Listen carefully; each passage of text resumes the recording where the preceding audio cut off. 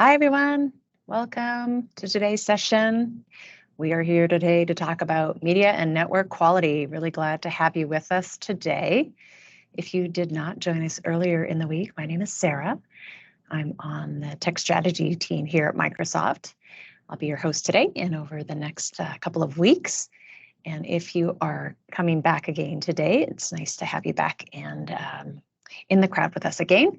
Before we get started, I have a couple of housekeeping topics that I'll just cover off on very briefly before we get started with today's session.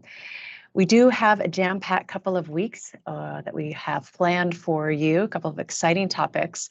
We are on the second session today, like I mentioned, where we are going to talk about healthy media and network quality. Mary Beth is going to dive really deep in this today.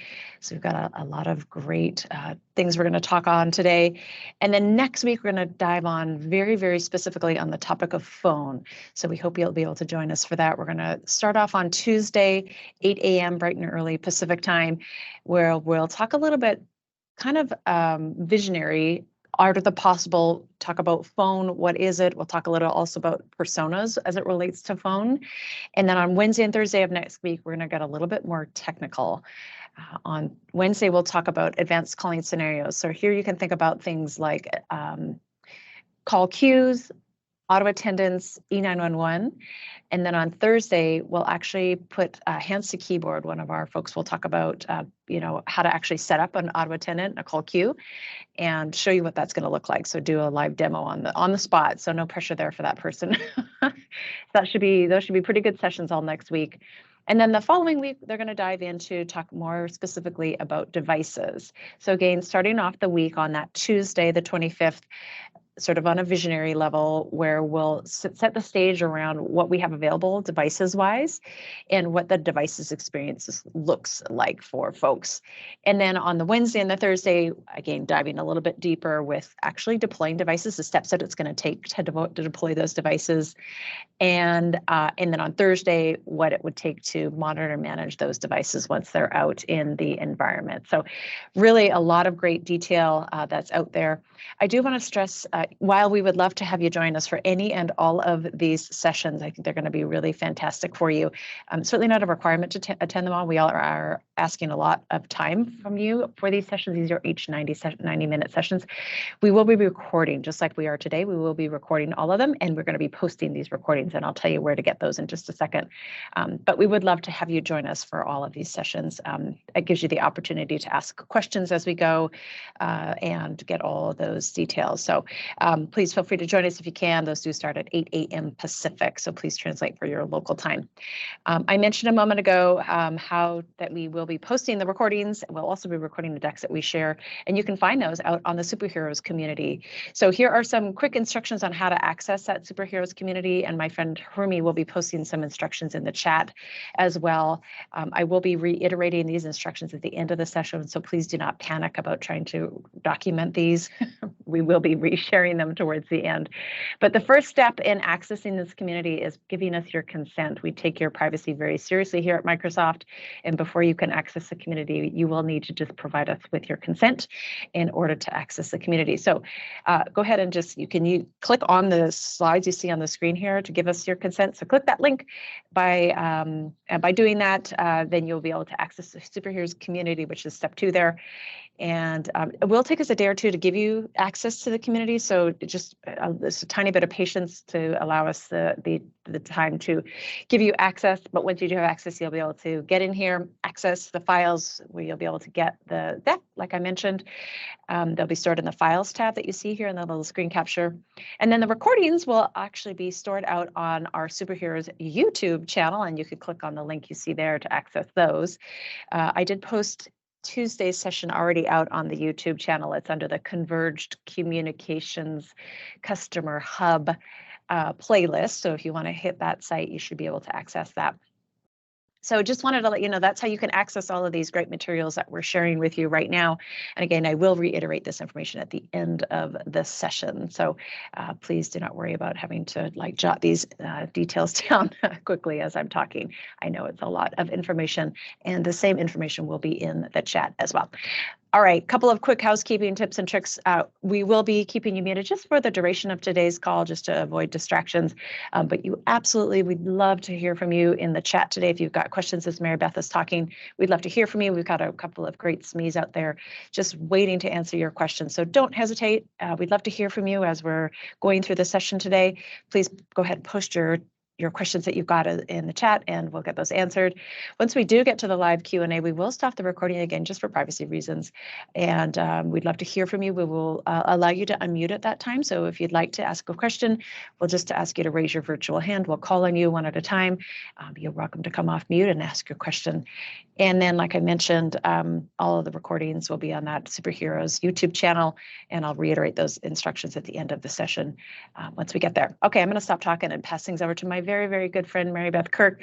She is going to talk us through this whole topic of network readiness to help you set yourself up for a successful deployment. So Mary Beth, I'm going to hand things over to you and take it away. Thanks for your time. Awesome. Thanks, Sarah. Thanks for that intro. Welcome back if you were here on Tuesday. Welcome for the first time. If this is your first session, my name is Mary Beth Kirk. As Sarah said, I am on the Cortex strategy team here at Microsoft. I've been at Microsoft a little over 7 years in various roles and always supporting our communications platform and really focused on media quality. So hear me talk a lot about that. I have been in comms for, well, as long as you needed one of these. So if you know what this is, on Tuesday's session, someone identified as an old phone guy. Gary, I'm looking at you. Who has one of these? Who knows what this is? Put it in the chat. Tell me, what color is it? Is it red or blue? What do you call it? Sarah laughs every single time I say what this is called, in the US anyway. So share with me about that. But I've been supporting voice and quality for a very long time. So we're going to talk about that today. I'm going to introduce you to the tools in Teams, talk a little bit about how Microsoft looks at media quality, and I'm going to take control of the deck so that we can get going. Got quite a bit of stuff to talk about today. I told you a little bit about me. Tell me a little bit about you. We're going to do two things this session. We're going to do some polls, which you were used to before, but we're also going to introduce a new Teams feature called Quiz. This is a poll, so tell me, what is the status of your Microsoft Teams deployment today? Just so I know a little bit how to shape this presentation. Are you using it just for chat and collab, which is really popular, and lots of folks started doing that during the pandemic? Maybe you're doing chat collab, some meetings, and some peer-to-peer calling, some VoIP calling. Have you started a pilot, or are you using Teams Phone today? Or you're just getting started, very greenfield, and you haven't even started yet. So let me know a little bit about that. That'll help again shape my talk track. Let's see, lots of chat, collab, and meetings. So for you guys who are doing that meetings piece today, lots of good stuff in this session that you should already be able to see a lot of good data and do some initial troubleshooting and proactive look at media quality to ensure that you're ready to take the next step into Teams Phone. For those of you doing a pilot Teams Phone, great, same thing. I've got some good tips and tricks for you today with the tools using CQD and Power BI. For those chat collab, well, good news, you don't know what you don't know. So we're going to show you a lot of cool stuff too. So thanks for answering the poll. I think I've got one more poll. In your organization, tell me, are you responsible for monitoring and troubleshooting Teams quality? Are you the primary person responsible? Do you lead a team that's responsible? Are you part of that team that's responsible? Or are there a whole bunch of people who are responsible? Or maybe you don't know, and I hope you know, but if you don't, that's okay too. I think I've got a lot here for everybody as well. If this is your primary role, lots and things for you, lots and lots of good stuff for you. If you have a team of people, I think you'll find some things that are like, wow, I didn't know this was baked into Teams, and this would be really good for my team to know. I want to learn more and get Microsoft engaged to help skill them up on this stuff. So we're kind of all over the board. Multiple teams share the responsibility. I'm part of a team. I lead a team. So good to know, good to know. I do think I've got something for everybody. So that's good news. There's a little bit look at the agenda, tools and reporting. There's lots of good tools and reporting baked right into Teams as part of our Teams Admin Center. We'll look at that. We'll talk about call analytics and real-time reporting.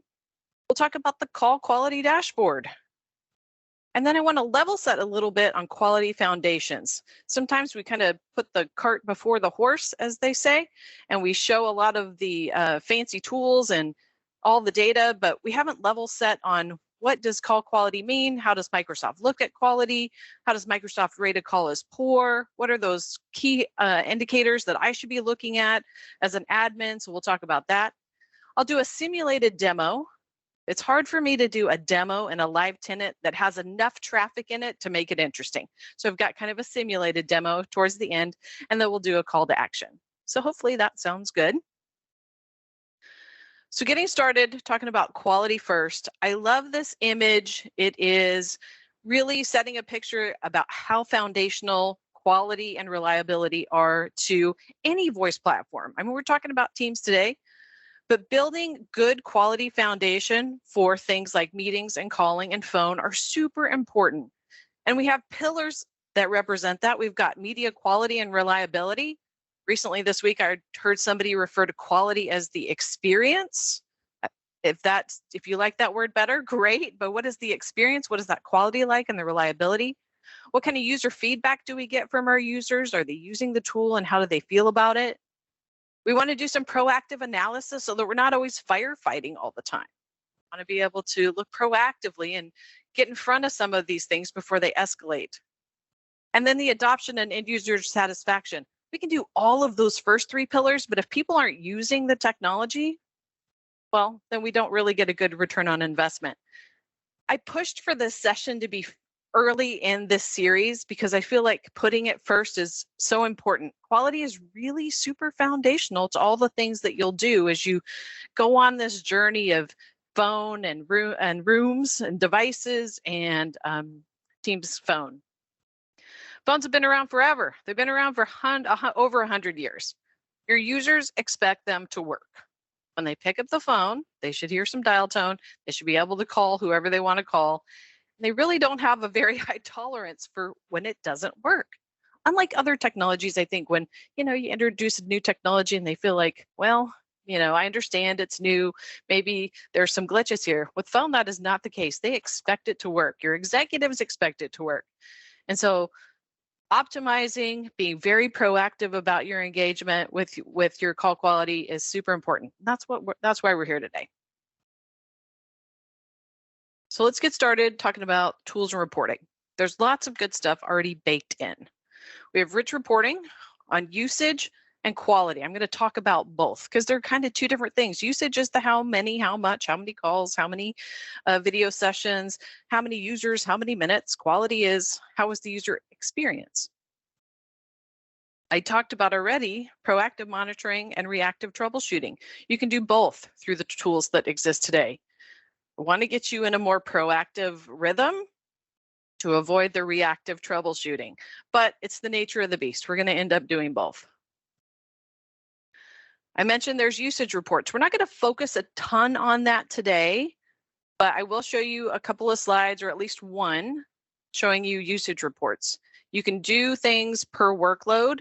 You can do usage reports for PSTN calling. So as you're starting to deploy, if you're in pilot, I've got good usage reports to try and, well, maybe you're pre-pilot. Pre-pilot, let's identify the meeting super users. Let's go find a group of people who we know are really heavy Teams users who would give us great feedback, who already like Teams and know a bunch of functionality. I've got a pretty short ramp on introducing phone to them, and then using usage reports to track their adoption as you start to work through that pilot.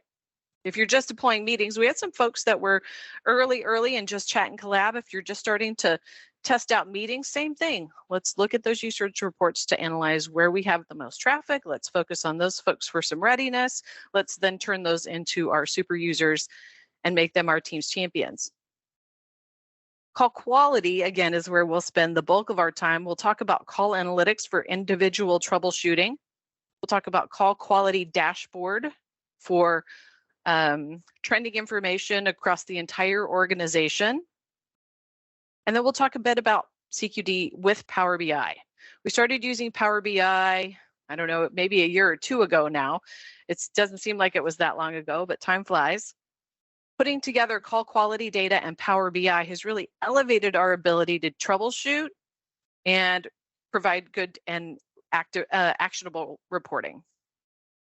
And then we'll not talk a bunch about M365 connectivity tools, but as Sarah said, this deck's going to be available. And in the appendix, there's some good action slides, some kind of one-pagers, and they do reference the M365 connectivity tools that you can use on end user workstations to do things like, let's test the network connectivity on a work from home user between their network and the first Azure front door, where they're connecting to Teams. So there's some good detail in there. Like I said, I won't talk a lot about that piece today, but if that sounds interesting to you, know there are some slides in the appendix. We've got good documentation, and of course, we'd love to have a conversation with you outside of this event.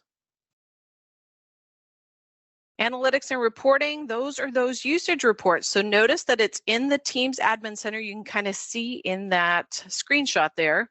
If you look under Analytics and Reports, Usage Reports, there's a drop-down menu. They're canned reports. Not a ton of flexibility there in what you can do, where you know how you can shape the data, but know that the data is there. You can download the data, and you'll see usage reports, user activity reports if you want to, again, look at a specific user and what they're doing, device usage reports if you're starting to deploy certain devices. If you are hosting large meetings on our live event platform, know there's some live event usage reporting there. And then again, as we start to look at phone, some good PSTN usage reporting. The blocked one is where we blocked users. We've used class of service to do some blocking. Show me who those users are, because I have so many, I forgot, I can't keep track of them. Show me that. Show me who's on calling plans. Show me who's on direct routing. And then for if anyone is in the HLS space and our healthcare space, we've got some very specific usage reports there around EHR connector, virtual visits, if you're interested in some of that. So these are those usage reports. They're, again, canned reports, set number of days. You can look at them, you can download them, and then you could massage them a little bit, if you wanted to through Excel or Power BI. We're going to shift a little bit to the troubleshooting proactive monitoring. First thing I want to talk about is call analytics. Call analytics used to be its own tool. So let me give you a tiny little bit of a history lesson. Call analytics used to be its own tool. It was its own web interface a few years ago. We integrated it into the Teams Admin Center to make it an easier experience into the modern Admin Center. So to access call analytics, you just search for the user in the Teams Admin Center, just like you would if you were going to look at policies or anything else for that user. And there you can look at their call history. So if you look at our documentation today, and right at the bottom of that slide, notice that there's a link. We still reference call analytics, but when you look in Teams Admin Center, there's nothing called call analytics. Know that call analytics is when we're looking at a user's call history, their historical data, and doing some analysis on an individual user level. So Bob, the CEO, Sally, the CIO, calls and said, I was just on a call and it was terrible. Please go figure out what the heck is happening. This is often the first place that you'll stop. Admin Center, go look up the call. Here you'll find information about that meeting or call, what devices were in use, what network they were on, what their IP address was, how they were connected, was it wired or Wi-Fi, what kind of call quality did they experience. And I know that screenshot isn't very big, but you'll see here, if I search for a user, I get some quick snapshot of that specific user. I can see over the last 7 days, yeah, they have had some calls that were poor versus some calls that were good. So this user has had some poor experiences. You get a quick debrief on how many calls and meetings in the last 7 days, so you can quickly tell how active this user is. And then down below, you get that call history. All of that call history is available usually within about 15 minutes from the end of a call. So not quite real time in this tab, but usually by the time they hang up, have a cup of coffee and call you, it's there for you. One thing to note, this data is available for 30 days. So there's some PII, some personally identifiable information, or EUII data in this information. So because of some GDPR concerns, some of you outside the US will appreciate that.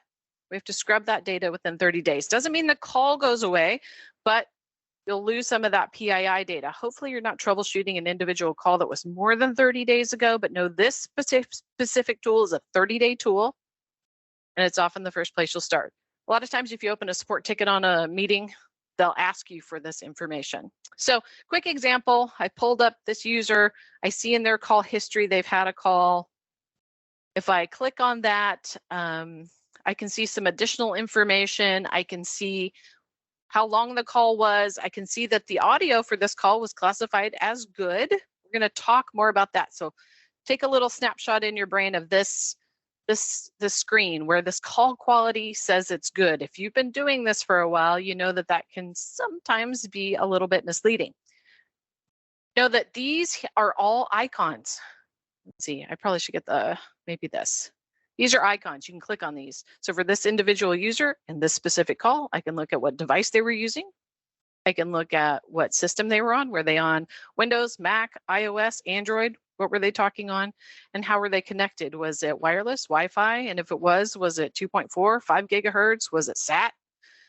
You know, what was the connectivity like? Same for the other side of the equation if this is a peer-to-peer call and they're on my network. So lots of good information and detail here to do some troubleshooting. You might ask, you told me that was historical data. Is there anything real time I can look at? It is helpful to see it 15 minutes later, but it's not helpful when the CEO calls me and says, I'm on a call right now. It's probably his assistant and says they're experiencing poor quality. It is available in that same area of Teams Admin Center. You'll see that history, but then you'll also see recent meetings. Recent meetings is anything that's happened in the last 24 hours or anything that's active right now. So in this example, I see that this user is engaged in an active call. It is in progress. It's a conference with 6 people. And I can drill into that to try and get some more actionable information. So if I click on the meeting ID, there I'm showing you there were 6 participants. I can click there also, but often I click on the meeting ID. You'll see all 6 of those participants. And remember, just because Bob, the CEO, called and said the meeting was bad doesn't mean that he's necessarily the one who's causing the poor condition. Maybe it's Adele that's presenting or Adele that's speaking and her network is not great.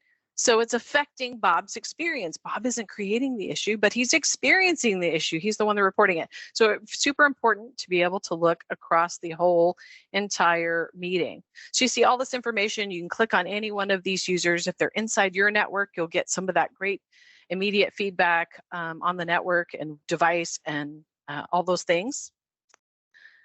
And again, just to recap this, everything in the last 24 hours, everything in progress is what you see here. Taking a little bit deeper look, I did go ahead and click on Adele here in this screen. I can see she's in progress. I can see her IP address. I can see she's on Wi-Fi. I can see she's in Canada. I can see both her inbound and outbound audio streams because there's 2 streams to every call, an inbound stream and an outbound stream. I could be experiencing issues on either. So that gives you some additional detail about things like jitter and packet loss and round trip time. All network related things that I can quickly perhaps give Adele some feedback. Hey, it looks like you're on Wi-Fi. Can you connect to wired? Is there a different Wi-Fi network that you can connect to? Is this something we need to look at more for her because she's got a recurring issue? Maybe she's on her laptop, PC mic and speaker. I really recommend she's on a headset for better experience. So those are the kinds of things you can look at there. So now we're going to shift to pop quiz. I ask you some polls, but this is just a fun quiz. So pop quiz. I can see trending data at an org-wide level with which of the following? I kind of mentioned this in the opener. Is it call quality dashboard in the web UI, which is in the Teams Admin Center? Is it CQD plus Power BI? Is it Graph API? Or is it all of the above? Poll is baked into Teams now, so you should be able to see the results as you answer, whether you're correct or incorrect. And the answer is all of the above. We're not going to talk a bunch about Graph API today, but know that it exists and can be used to get call quality data if you want to take that out of Teams and put it into your own tool. So we can, again, sync offline on that, but no, all three of those are an option, and we're going to talk a bit about the first two.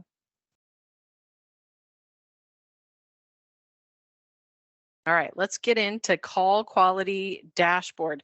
Let me know in the chat. Is it familiar to you? Do you know what that is? Have you been using it today? Again, I'll give you a tiny little bit of a history lesson. We've been using call quality dashboard for quite a while. It originally and still is accessible through the web UI, either through Teams Admin Center, or you can navigate to it directly at cqd.teams.microsoft.com. There I see trending information for my entire organization for up to 12 months. So now I can look at all of my sites, all of my users for up to 12 months. And this can be really key as we start to deploy new workloads, as we start to put users on meetings, as we start to put users on phone. If we're looking again for sites that have users who could potentially be super users or champions, here I can start to look at both usage and quality. If I've made some changes on the network, I may want to track those changes day over day, week over week, month over month to make sure that I'm getting the results that I intended. And there's nothing crazy happening that we didn't intend for it to happen. So I can see call quality by region. I can see call reliability. When we talk about reliability, we're specifically talking about call setup failures and call drop failures. My ability to set up media in Teams, my ability to maintain media in Teams. We can see things like client version. So if you don't have a great tool for client version today in your environment, CQD can help you with that. It's super important to keep those clients up to date. Teams should automatically update. We push some kind of update to Teams every 2 weeks, and those clients should be updating automatically. What we found is you guys are creative and have blocked that in some instances, or potentially have antivirus or something running on the client that's not allowing Teams to update. You're missing updates, you're missing security updates, you're missing feature updates. Client versions can be found here in CQD. Device version, same thing. If you are deploying Teams phone hardware devices like we talked about on Tuesday, get some device versioning. If you've got MTR and rooms, you'll see some device versioning. Endpoints, again, that PII and EUII data is available in there for 30 days with the right RBAC control. So we'll talk a little bit about RBAC as well. Again, all this data available for up to 12 months. We don't use this web UI nearly as much today as we do Power BI. We'll talk about Power BI in a minute. It's still available though, and still useful in some instances. And this is still where you need to go to upload a building data file, which we haven't talked about yet, but we will. So know this is here, accessible through the Teams Admin Center or directly at cqd.teams.microsoft.com. Speaking of Power BI, Power BI and CQD data has really been a game changer. We started investing in this a year or two ago. I had a role in Teams engineering in the PG where we started to develop some CQD templates through Power BI that really allowed us to analyze data in new and exciting ways. It was easier to digest. It was more interesting to look at. It was easier to dig into and more actionable. I'll show you some examples of that. If you haven't seen them today, I think it'll be really interesting. If you have, let me know in the chat. If you're a fan of the CQD, the QER templates, Matt Wade would love to hear it. This was his garage project back in the day. It was only on GitHub, but now it's available as part of our official templates, and you can install those and use them with the Power BI connector. So when I show it to you, if you're interested, I'll give you an action slide, a next action slide. You'll install a little connector on your local PC. No big deal. The free version of Power BI that most of us have will work for most everything you want. And you'll have this really powerful, incredible set of templates to help you look both proactively and reactively at CQD data. Pop quiz number 2. Are we on number 2? Poor audio quality may be experienced when what?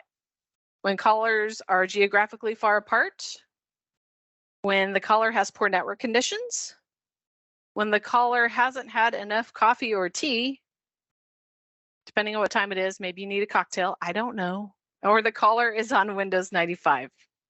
So give me an answer there. And again, this is the pop quiz feature, so you should see if you're correct or not. But the answer is when their network conditions are poor. Geography can play a part in that, but if all things being equal, it's when there are poor network conditions. So we'll talk more about that. One more for you. A call will be marked as poor. Remember when I showed you in call analytics, I said, pay attention to this. It said that call was good or poor. A call will be marked as poor when 2 or more users experience the same problem. Teams clients out of date. We just talked about out of date clients. The user submits a 3-star rating at the end of the call. You get that little poll. Or the threshold for jitter, round trip, and packet loss has been exceeded. So tell me about that. That one shouldn't be too tricky, but there's at least a couple of answers in there that could be plausible. So the answer is when average, jitter, round trip, and packet loss are exceeded. That is when we will flip the switch and mark that call as poor. I'm going to spend a minute on that. If you've looked at the call analytics tool before, if you've had to do some troubleshooting of your own, again, Bob, the CEO, Sally, the CIO, calls and said, I was just on a meeting and it was horrible. You need to figure it out. You go into call analytics and you look, and it says everything's good. It's green. Is the user not telling you the truth? No, they're telling you the truth. They had a bad experience, and it's our job to figure out why. What I want you to know here is that a call will be marked as poor based on the average, and I've got a slide on that. We're going to talk about that in a minute. Let's level set a little bit on quality foundations. So just so we're all speaking the same language, I'm pretty sure I do have some old phone folks in this room, but I want to level set on how Microsoft looks at quality. What are the terms that we use? What are the thresholds that we're looking at and recommending? For a good quality experience, I think there are 2 key pieces of this. One is the service metric side, things we can control. The other is the user experience. It's a lot more subjective, but the good news is we have a ton of data and analytics on both. So I can proactively and reactively address both. From a service metric side, you've already seen I've got metrics in call analytics and CQD around jitter and packet loss and round trip time, things that we know from a network perspective affect call quality. I've got different classifiers within the tools for audio, video, and sharing. So as I start to hear things or as I start to do proactive investigations, I want to focus just on audio. Great, I can do that. I want to focus on video. I've got users complaining about video quality. Great, I can do that. I can do really targeted focus on video. Sharing, screen sharing, video-based screen sharing, I can do the same. I mentioned reliability. That's media drop and setup failures. My ability to establish, set up a call in Teams. When I click the button, it works. When I try and call somebody, I have audio. When I try and share my screen, it works. When I try and start my video, it works. Those are setup failures. And if it doesn't work, those can often be classified as setup failures, and I can see those in the reporting. Media drop failure. I established the call, but it was unexpectedly dropped. And it isn't that I got mad and hung up. It unexpectedly stopped working. Those will often be classified as drop failures. I have reporting on that. Show me the top 100 users in the last 30 days who experienced a media drop failure. Let me look at that. Let me see if it's a specific network, if it's a specific wireless access point. Is it people working from home? Is it people in the office? I can do that really targeted within CQD. Endpoints. Are they using headsets? Do they have hard phones? Are they using their PC mic and speakers? Important. It's all part of the equation. Are they using wired or Wi-Fi? Like I said, 2.4 or 5 gigahertz. Or is there some Wi-Fi networks that we need to upgrade? Part of the equation. Client versions we talked about. And then VPN split tunnel and proxy bypass. I can even see some indicators in CQD data to let me know, is it time to implement VPN split tunnel? Maybe I already did. Is it working? Did I configure it correctly? Are there new sites that maybe didn't get the policies applied and we're still traversing VPN? Proxy bypass, highly recommended. We'll talk about this later too. But do I have sites that are traversing through proxy? And is their media any better, worse, or about the same than everybody else? And then user experience. How did they feel about the call? How was their experience? We can look at data based on that survey we show them. And we'll talk a little bit more about that. So really directly, let's talk about the audio quality classifier. Good call versus poor call. When do we flip the switch? What's good, what's poor? We look at average jitter, average packet loss, average round trip time. If any one of these exceeds its recommended threshold, we'll flip the switch to poor, period. These thresholds are pretty forgiving. 500 milliseconds around trip time is a lot. 10% packet loss is a lot, but we do a lot within the technology, within the client and the codec to make up for some of that. But looking strictly at good versus poor, it's when any one of these exceeds its recommended threshold based on the average. So I'm going to take you back one more time to that screenshot I showed you where it was good and poor. It's based on the average. So imagine Sally, the CIO, is on a call for an hour-long call. For 59 minutes, it's the greatest call she's ever been on. Media quality's great, headset's working, everything's wonderful. For 60 seconds, there's a glitch in the network, either on her network or somebody else's. Suddenly, audio gets kind of choppy, maybe the screen sharing stops working, somebody has to turn off video because everything's acting crazy. Now in 60 seconds, it's become the worst call she's ever been on. If I look in call analytics, it's going to tell me that call was good. Why? Because it's based on the average. For 59 minutes, that call was good. For 1 minute, it wasn't. So what do I do in that scenario? Good news is we have max values in all of that reporting too. So average is important, but if I'm troubleshooting reactively, I want to look at max values, max packet loss, max jitter, max round trip time. Because if there was a network related event that caused a glitch, that's where that's going to be indicated. If I have 5,000 milliseconds of round trip time all of a sudden for 10 seconds, users are going to notice, but it's not going to be enough to mark that call as poor. So I just wanted you to know that. Put it in your back pocket as you start to do these investigations. That can be really helpful. Look at average value, but also look at max value.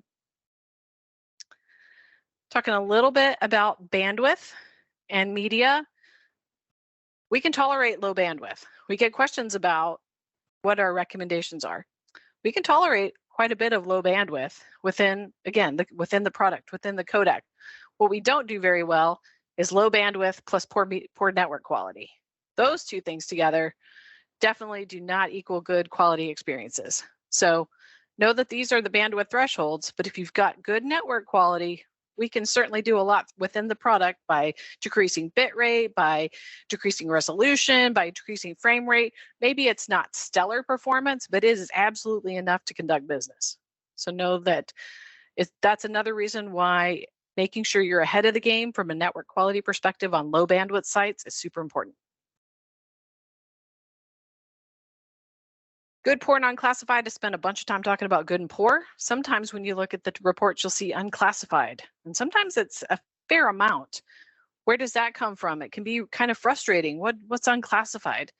There are about 3 reasons that happens for the most part. One is super short call, something less than 60 seconds, just doesn't give us enough data to make a classification. I can't tell you if it was good or poor because it was only 15 seconds. The other is low packet utilization. This happens. I join a call. I say, hey, this is Mary Beth. And then I go on mute and I listen to the call on mute for the rest of the hour. I have a lot of calls like that.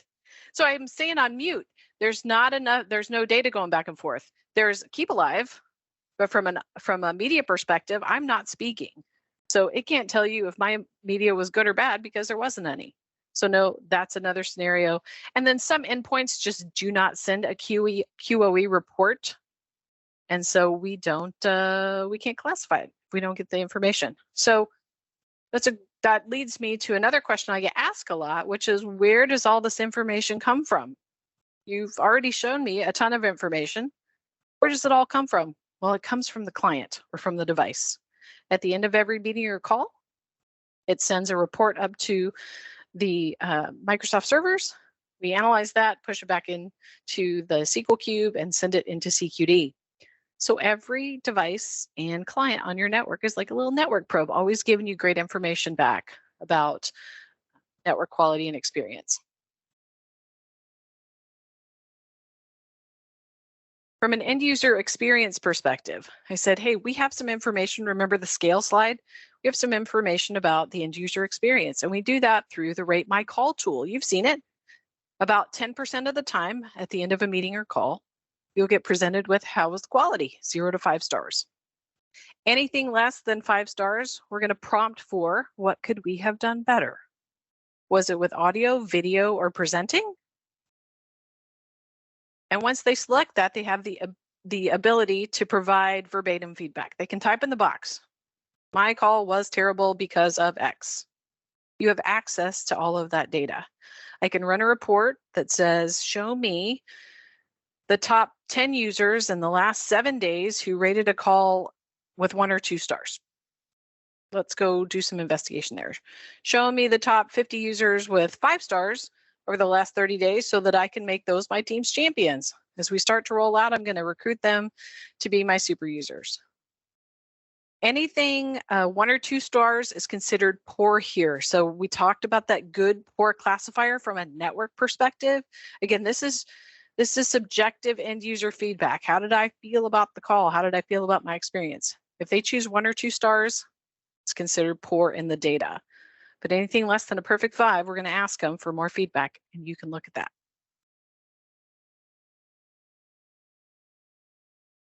This is your homework slide. Again, you'll have access to this deck in a couple of days, I think, but this is your homework slide. As we've worked with customers over the last few years through the pandemic, through through OC, through Link, through Skype for Business, and through Teams, these 7 things are the keys to success. One is it's the easy one, ensuring the right ports and protocols are open. That web page is a little bit daunting. There's a lot of stuff going on that O365 IPs page. But no, for Teams, there's 3 subnet ranges, 4 UDP ports, and 1 TCP port that's probably already open. The subnet ranges are dedicated to Teams. They're secure, and you can feel confident that we have those set aside for Teams and Teams only, because they're big ranges. They did change recently. So if it's been a while since you looked at this, one of those ranges was recently modified. And it was actually, we reduced the number of subnets in that range. So take a look at that. Make sure those UDP ports are open. UDP traffic is highly preferred over TCP traffic. So make sure that's open. Talked a little bit about proxy bypass and deep packet inspection. Anything you're doing to add latency onto the network is going to affect call quality. Doesn't matter whether it's Teams or anything else. Sending it through a Zscaler, sending it through any other proxy is going to slow it down, introduce latency, add round trip time, potentially increase jitter. So don't do that. Lots of good data out there, even from our partners, on how to bypass proxy for Teams today. Split tunneling, I talked a little bit about. This was a hot topic during the pandemic as we sent everybody home really, really quickly. We oversaturated our VPN. It was never intended for all those users. It certainly wasn't intended for this much media. So implementing split tunnel for those VPN users will make a world of difference. As I mentioned before, you can see in the Teams CQD data where you probably have it on, where you don't have it on, and you can match those up. People going through split tunnel, what does their quality look like versus the people who don't go through split tunnel?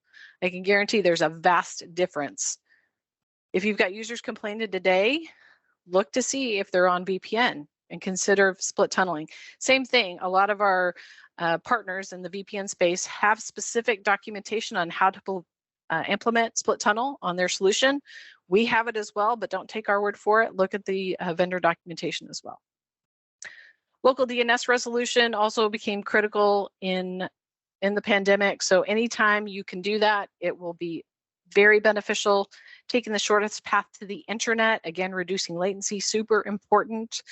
I see more and more customers who now have local egress instead of doing a bunch of hairpinning, and that almost always equals a better experience.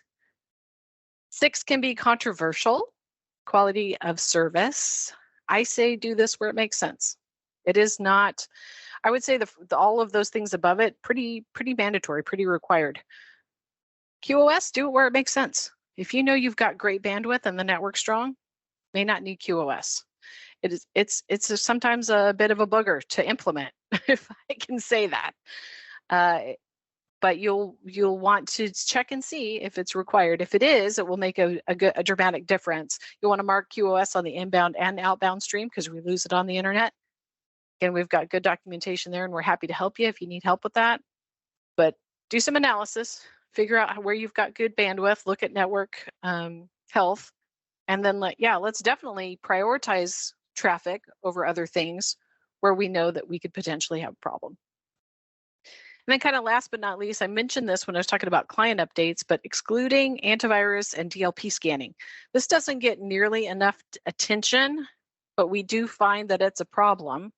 So make sure that you are up to speed on exclusions that you need to set in your antivirus policies as it's scanning the client. This can definitely affect quality in some instances. I kept mentioning quality champion. In this instance, I mean somebody like you, somebody who is responsible in the organization for Teams media quality, for troubleshooting, for taking ownership and driving remediation, for having a relationship with the executives, for advocating for things like devices and headsets, for more bandwidth, for local egress, all of those kind of things. You have a good relationship with the executive and probably with some other folks like the SharePoint people and the Exchange people and the network team. You have the skills to be able to do some analysis on your own and report that up proactively, and probably also dig into the details on a proactive escalation if needed. So find that role, find that person. If it's you, own it. Put that on your at Microsoft, we call them our connects. On your annual review, make sure that it is a sponsored and well-known role within your organization. And then if you leave, you become, Mary Beth at anothercompany.com. It's already well defined. We can find a replacement to step in to take over all the great work you've already done. I did mention role-based access control, so I did want to pop a slide in here. You do have the ability to do some RBAC control, so you can control who can see that PII data. So for instance, Sally, the CEO, is on a call or meeting. We need to investigate that, but I don't really need my tier 1 help desk seeing all of the PII data involved in who she is, where she is, and who she was talking to. I just need them to see some of that, maybe network quality information. I can do some restriction here with RBAC. Other than that, the only thing that we really restrict with these roles is the ability to upload a building data file. We haven't talked about that yet, but we will. So no, this is available, any of these 8 roles for Teams support today. I think this might be my last pop quiz. I know y'all are disappointed. Can CQD report what's inside my network versus what's outside my network? Can I tell who's inside, who's working from the office, who's working from home? As you think about that, for my phone people, who knows what this is? Who has one of these? Who has one of these? Ooh. And what sound does yours make? Is it like British police siren, or is it kind of the warble tone? Tell me what that is, if you know what that is. Dominique, beep, beep, beep. Yeah. Warble. It might have the warble tone too. What's it called? There we go, Gary. It's a toner. It's a tone generator. So back in the day, we used that to tone out copper wiring. Anybody ever punch or make their own Cat5 cable? Little Cat5 twisted pair, Cat6, Cat3? Adam, that's great. All right, the answer to the quiz is yes, we can determine and report on what's inside my network. I can run reports to say, show me users working from the office versus users working from home. And we can do that through the building data file. So we'll talk a little bit about that.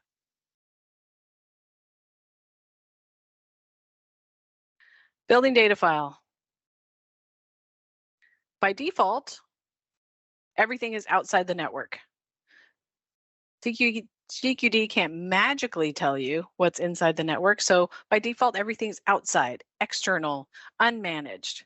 But I have the ability to use a building data file to identify my networks so that I can report on managed versus unmanaged, internal versus external, inside versus outside. Use whatever word you like, but you get the idea. As we were doing return to office, and I think some of you are probably still experiencing that, it was important to be able to look at, as users return to the office and they bring teams with them, which they didn't have before they left the office 3 years ago, how is the network responding? As they bring workloads like audio and video and screen sharing back onto the network, what does that look like? Can I run reports on those users? Yeah, you sure can. So what does this building data file look like? It is a CSV or TSV file. There's a great template for you. It's a fixed number of columns, and you upload that into the CQD web UI. So that view I showed you in the Teams Admin Center.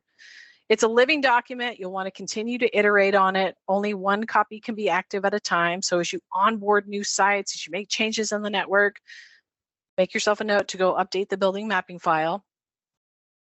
Everything here in yellow is required. So give me the subnet, give me the subnet mask, give me some kind of name, give me some kind of building name. But then everything else in between is optional. So use that to put in information that's helpful to you. So if you were going to run a report and it said, I've got poor Teams media quality, poor audio, and you want to find out where, okay, subnet's a good one, but if you're not the network person, 10.12.16 doesn't mean a lot to you. So let's give it a good solid name so I can go, oh, that's building 6 in Houston, Texas. Oh, that's the site that I have X. So use any of these optional fields. It says city. It doesn't have to be the city. Use whatever makes sense to you to make for richer reporting. Then down at the bottom, tell me if it's inside or outside the network, if ExpressRoute is enabled. If you don't know what ExpressRoute is, it's probably not enabled. And then VPN, again, I can mark where I have VPN subnets so that I can run 2 reports, one that says show me all the VPN traffic and what their quality is like, show me everybody else. So this is that building data file. Upload that. Again, here's an example of being creative with some of these fields. Here I've got VPN/Beijing/BJW. I've got some kind of country or site code there, floor 2. Really quick and easy for me to go, oh, 192.168. That's probably not a great example because that's like a home subnet. But imagine it was like 10.16.12. Oh, that's the VPN in Beijing at this site on this floor. Much more useful information. Also, if you're not the network team, this is gold, because if you go to the network team and you say, hey, I think we have a network problem in Beijing, what are they likely to tell you? No, we do not. No, we do not. But if you can take them some examples of, hey, on subnet 10.16.12, on floor 2 in site BJW, it looks like these users are experiencing a problem with round trip time, jitter, packet loss during this time frame. That's a whole different conversation. So this really enables you to have richer, deeper conversations from a troubleshooting perspective, but also when you're working across teams with some of the network folks. All right, we're doing pretty good. We're getting towards the end. Let's work on this simulated demo a little bit. Then I'll give you back to Sarah. She's going to introduce you to somebody at Fast Track who has a bunch of free help for you. But for now, let's talk about CQD plus Power BI. I mentioned earlier, you need to download the CQD connector on your local machine Install that. Super simple, great instructions in the README. We'll give you the link to that. Once that's enabled, you can start to look at CQD data, not on the web or through Teams Admin Center, but through Power BI. And this set of reports is super strong. So I'm going to walk you through it. If you've seen it before, great. Let me know that in the chat if you're a fan. If you haven't, I think whether you're doing proactive or reactive, this is pure gold. So down at the bottom, you'll notice there are tabs, lots and lots of tabs with lots and lots of reports. We'll just start at the home tab. We're not going to go through them all, but here you've got a list of all the different reports that are included in this template, along with a quick explanation. This is my very most favorite tab. This is the Media Health tab. If I have 10 minutes to look at Teams Media Health before I talk to a customer, if I was an admin and I wanted something that I could look at daily or weekly that would give me a quick snapshot, if I needed to include something into an executive summary, if I wanted to publish this as a tab in Teams for my team to look at, this is probably the visual I would pick because I think it's the easiest and most robust. Up at the top, all of the core key health indicators that we at Microsoft look at with our customers. Audio health, video, poor freeze rate because video has become more and more prevalent and honestly harder to troubleshoot. Sharing, screen sharing, video-based screen sharing. Drop failure and setup failure rate. Remember what was that called? Reliability, those drop and setup failures. And poor feedback, the rate my call, the end user sentiment. Here, green is good, red is bad. If colors aren't great for you, we want everything to be as close to 0 as possible. But this gives me a really quick look at the last 30 days. No, all of these reports are open source. So if you want to change it, if you want to see a 7-day view, a 60-day view, a 90-day view, you can totally do that. But kind of as a default, those are great telemetry metrics to look at from a key health indicator standpoint. Really good barometer as I'm starting to think about Teams Phone. For most of you who already are using meetings and calling, there's going to be a lot of great detail in here already. If you're looking at deploying Teams Phone, want to make sure that you're ready from a network preparedness standpoint, let's make sure meetings and VoIP calls are good. And then we can feel really confident about deploying phone. Over on the left, you'll see quick abilities to filter. Here I can filter on conferences, just meetings, show me just meetings. Show me just peer-to-peer VoIP calls, or show me both. Show me what's on the Wi-Fi versus what's on the wired. Sometimes that equates to what's inside the office versus outside the office, but depends on how much Wi-Fi you have at the office. Show me what's inside versus outside. So if you've uploaded a building data file, show me all the inside subnets on this report. It'll refilter them all. Show me what's outside. And then lots of good drop downs here just for quick and easy access. Show me that BJW building. Refocus all these reports just on that specific building or subnet. Show me APN country, show me client. There's a good little cheat sheet down here at the bottom too with those thresholds that we've set as a recommendation. 30-day view up the top, 90-day view on all of these. So again, looking at that trending information here in this video quality thing, I can see, wow, at some point in the middle of the, about 4 weeks ago, we had a huge spike here. Low traffic, high spike in poor quality. What was going on there? So easy for you to kind of look at trending information here in these charts too. Here I filtered this on peer-to-peer. So previously, look, I was filtered on just conferencing.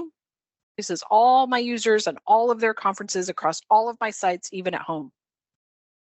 If I wanted to look just at peer-to-peer VoIP calls, same thing. It'll re-filter all of these. It does a direct query. Power BI relies on direct query back to the data source.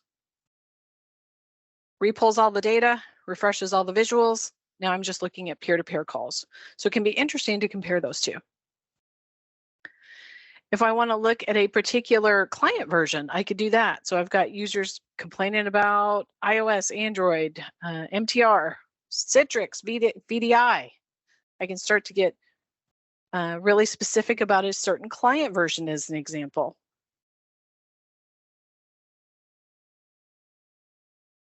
Once I find something that I'm interested in digging into a little bit deeper, I can go over into the Media Health tab and do some additional analysis.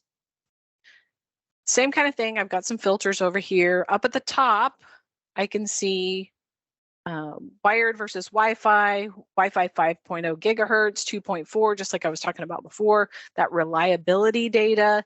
These are 7-day metrics. And again, you could change this if you wanted to, but 7 days up here, 90 days below. Over on the kind of medium left, quality by country and subnets. Now I'm looking. Where do I have poor media quality? This is a proactive investigation. If I'm looking just at the US, I can dig a little deeper there. Show me those subnets in the US. I can sort these ascending, descending by either how many users, how many good streams, how many poor. I want to see poor. Show me the top 10 sites that have poor quality in the United States. Here I can see, 172.20.10 at 277 poor streams, and their poor audio percentage is 5%. It should be less than 3. This is not great. I'm interested in digging into this deeper. I know from experience 172.20.10 is probably iOS Wi-Fi hotspotting, so that's probably why it's bad, but go with me here. I want to dig into this 172.20.10. I can right click on that and do a drill through, and it's going to pivot me into a report that shows me just that 172.20.10. Show me all of the traffic, all of the users, all of the inbound, outbound streams related to 172.20.10. So really rich information here. You'll notice over on the top right, I do not have the right role to be able to see PII data in this tenant, so it's redacted for me. But you, with the right permissions, will see a list of UPNs. Show me the users that are on this network. Great. It's great that I know that it stinks, but who's being affected? You'll see that list. Show me the meetings that were hosted on this subnet. Great. Show me some of the client audios. Lots and lots of rich information here. On the audio health tab here, more, I think this is a repeat. What happened? Same but different. 172.20.10, 4% audio. Drill through into that. You'll get more info. PSTN Help tab, if you're starting to deploy Teams Phone, what do I have for you? In the PSTN Help tab, you can see things for direct routing and calling plan users today.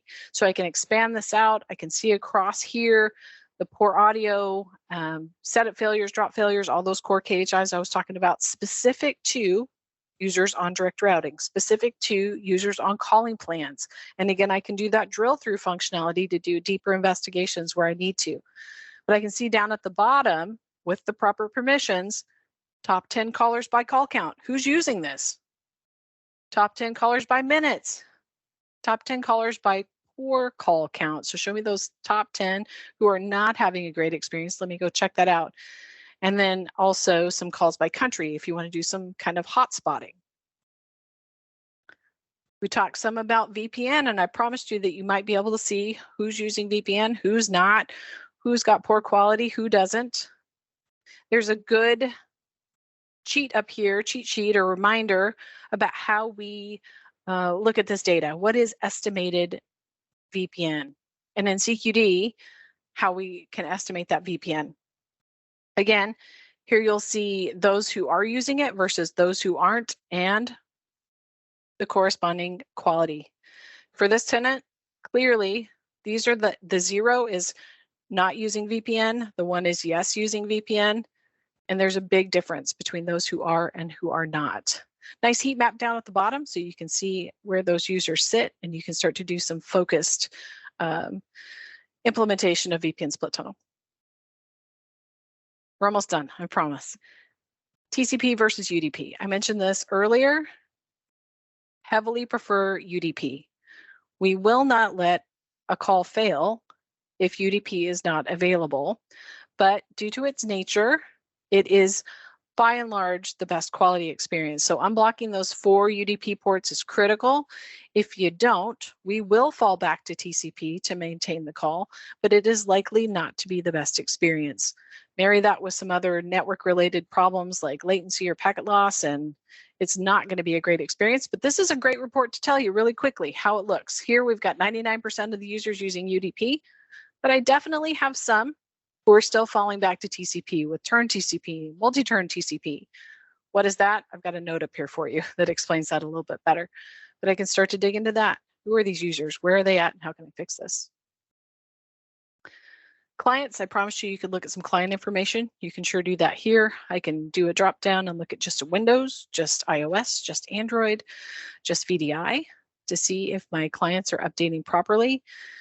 Maybe I have a client version that's a little bit buggy and I want to look at a specific client version and the users who are affected.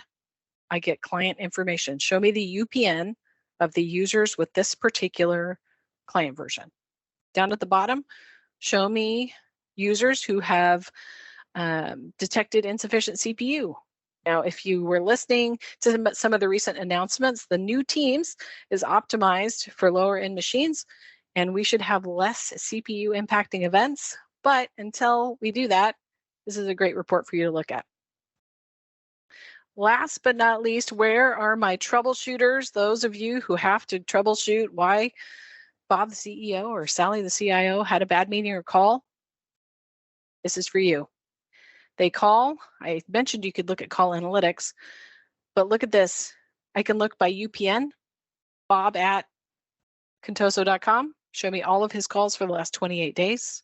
I can dig into those. I can look by subnet. Maybe it's not just Bob, maybe it's everybody on Bob's subnet. I want to look at that.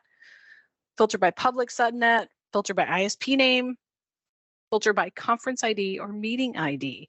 So if they were on a meeting and you can get that meeting ID or conference ID, how do you do that? There's a great note down here. I can look at that particular meeting or call. I can right click on it and do that drill through.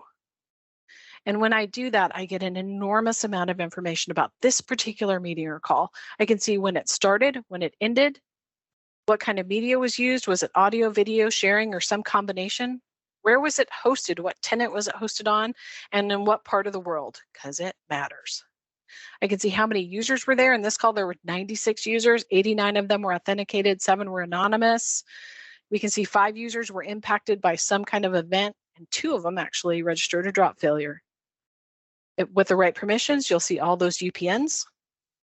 And as you start to scroll over, lots and lots of information about all 96 users on the call, their inbound stream, their outbound stream. If they're outside of your network, we do have privacy protection in place, so you may not see all things, but certainly for your users, you'll see tons of information about when they joined, when they left, if they were dropped. As I scroll, all of that color-coded network information, average packet loss, max packet loss, average jitter, max jitter, because remember, both are important. They could have had a glitchy network event that only lasted for a short time. So we show you both. Packet utilization, we're going to keep scrolling. This is the last thing I'm going to show you. How were they connected? Wi-Fi wired? Were they 5.4 or 2.4 gigahertz? Were they on Wi-Fi? What was the Wi-Fi BSSID? Maybe I've got a misperforming wireless access point out there. I can try and find it that way. How was their signal strength? Were they far from the wireless access point? That was part of the problem. Were they using TCP or UDP? Were they on VPN? What was their IP address? What port did they use? All of this kind of information is here for you, along with what device they were using, what client version they were on, etc. I hope that was helpful.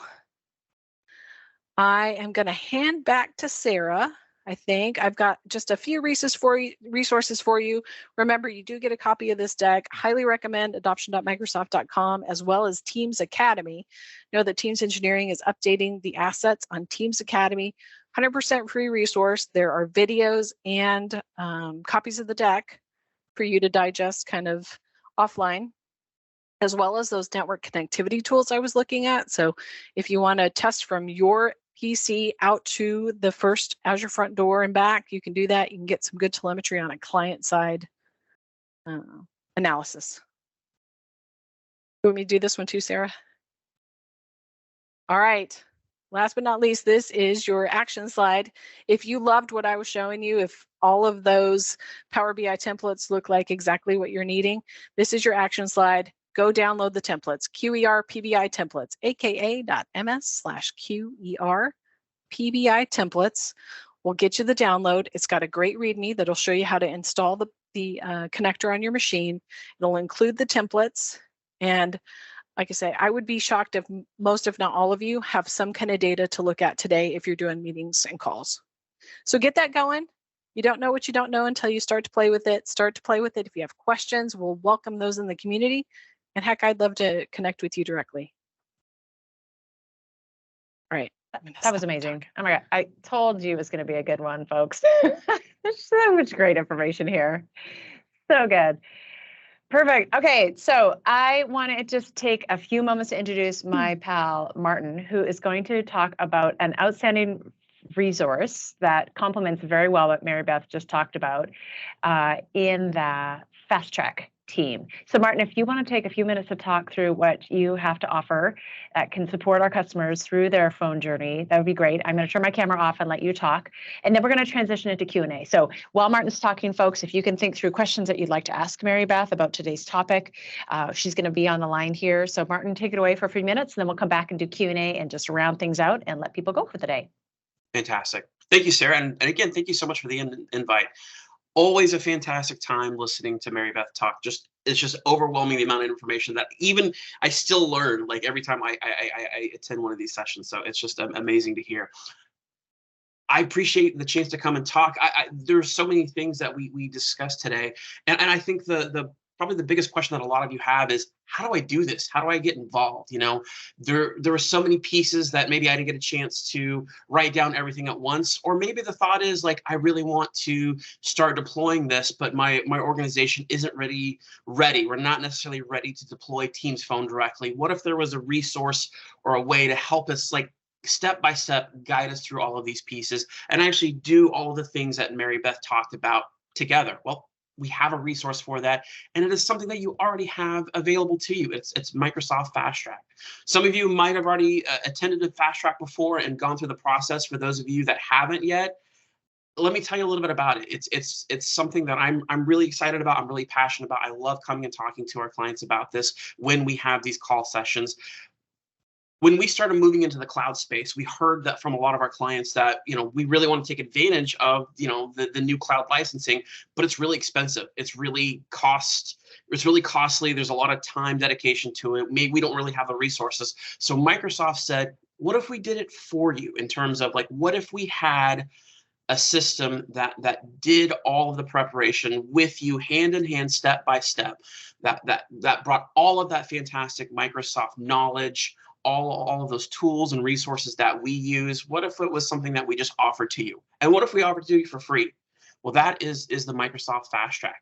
If you have the M365 licenses, then you have the availability to reach out and get engaged with Fast Track. Let me talk a little bit more about what exactly Fast Track is and kind of how we work. We're an onboarding center. We're here to help deploy all of those workloads throughout the M365 licenses. Now, today, we've done a very in-depth talk about Teams Phone, Teams Voice, walking through the call quality dashboard. But as you can see on screen, we pretty much touch every piece of the M365 license space. There's a lot of knowledge there. So maybe you are an organization that hasn't quite made the full jump to cloud only, and you're still doing Exchange on-prem, or you have some maybe even Google technologies that you're still doing file shares with and things like that. Fast Track is there to help you make that jump and do all of those pieces. You know, if you want to take advantage of just getting onboarded to Teams, we're there. We'll walk you through the Exchange Online piece, the SharePoint piece, the OneDrive piece, and have the adoption conversations as well, making sure that that's fully deployed and is in a fantastic state to go in your organization. Or maybe you've already got Teams running. You're using it to collaborate, you're using it to have conversations, and you're really focused on that Teams Phone portion. That's a really big ask for our customers right now. And that's a lot of the work that actually I do in Fast Track.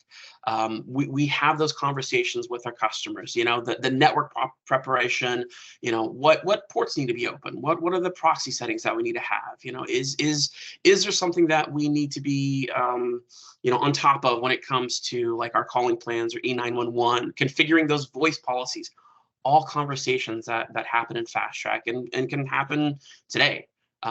The way Fast Track will get engaged is essentially We'll do an initial conversation where we just kind of take a quick assessment of your environment. We're not like support. We don't do break fix scenarios, and we don't do anything hands-on. Everything we do is over the shoulder in guidance, kind of like that what is the best configuration for a ready to deploy state. That's kind of how Fast Track works.